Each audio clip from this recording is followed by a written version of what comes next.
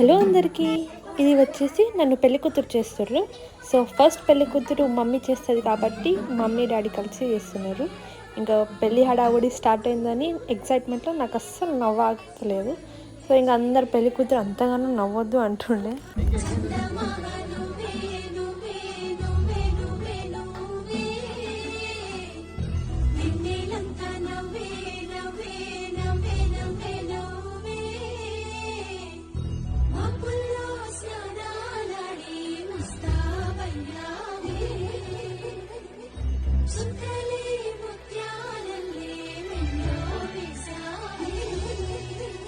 ढोलारे ढोलारे ढम कोलाटालाडे क्षणम ढोलारे ढोलारे ढम इल्लंता बृंदावनम